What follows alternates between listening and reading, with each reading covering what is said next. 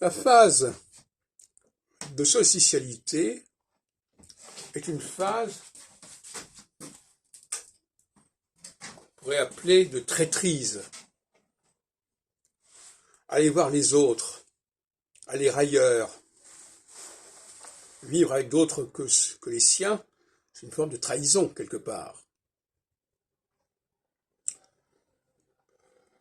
On peut être traître à sa classe, par exemple,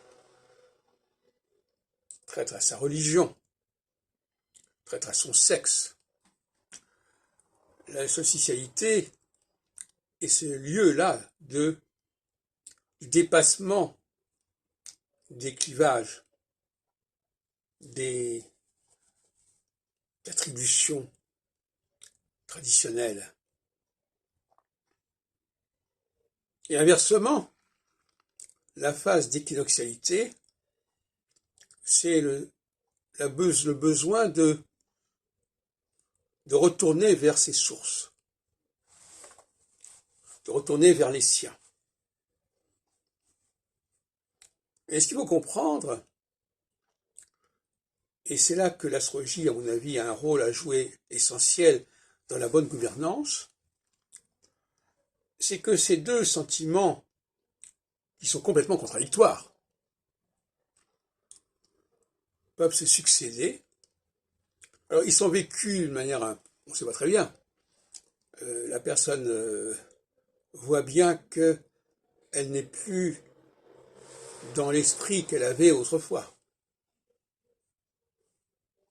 qu'elle a changé. Le changement de phase, c'est un changement psychique de chaque personne, de chaque individu. Mais qu'on ne se trompe pas, pour moi, l'astrologie n'est pas individuelle. Ou si on préfère, l'individualité ne relève pas de l'astrologie.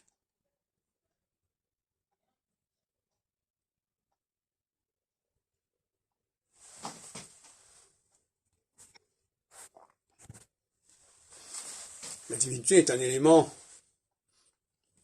en aval par rapport aux mêmes questions qui sont posées.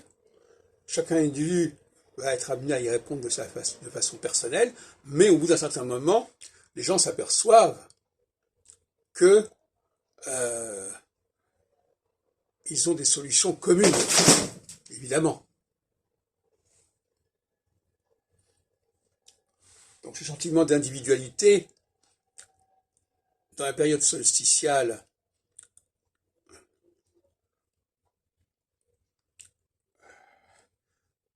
il n'existe pas. C'est-à-dire que, ou plus exactement, il est là, tout simplement. On est là, et on n'est pas forcément dans le groupe auquel on appartient. Donc, un renforcement de sentiment d'individualité. Inversement, en phase équinoxialité, la notion d'individualité est très relative. On est avec des gens qui nous ressemblent, je ne dis pas qu'on est interchangeable, mais enfin, on est avec des gens qui sont comme nous, et par conséquent, le moi individuel s'affaiblit.